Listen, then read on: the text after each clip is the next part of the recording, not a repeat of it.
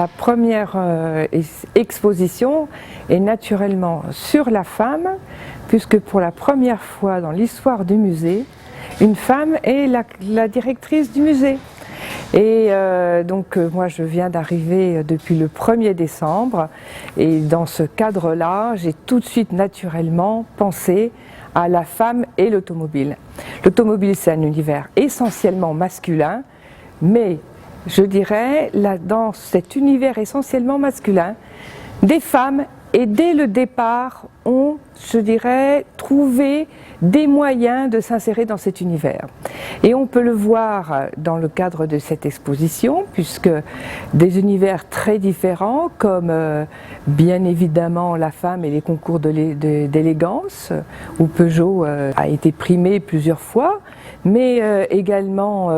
pendant la guerre, où la femme dans l'automobile a pris une place dans les usines au niveau de la production sur des postes très très lourds et très difficiles pour elle. Et on associe la femme qui a une image de beauté et d'élégance à des produits et particulièrement la voiture. Parce que la femme dans le groupe PSA a plusieurs facettes. Je dirais, on a une sensibilité féminine qu'on retrouve dans la voiture, une sensibilité sociale, et on a bien vu toute l'importance de la femme dans la production de guerre.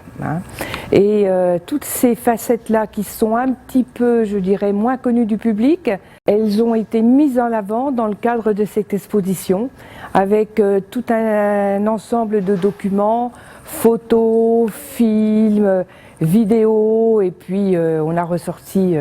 à cette occasion-là quelques voitures de nos réserves pour faire plaisir aux amateurs de voitures qui nous demandent tous « mais qu'avez-vous dans vos réserves ?» Alors nous sommes dans un des pôles du musée, mais bien évidemment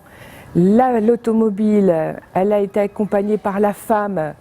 tout au long, je dirais, de l'histoire automobile. C'est pour ça que tout au long du musée, quand vous vous promenez, vous allez avoir des petits clins d'œil qui vont vous rappeler que oui, à cette époque-là,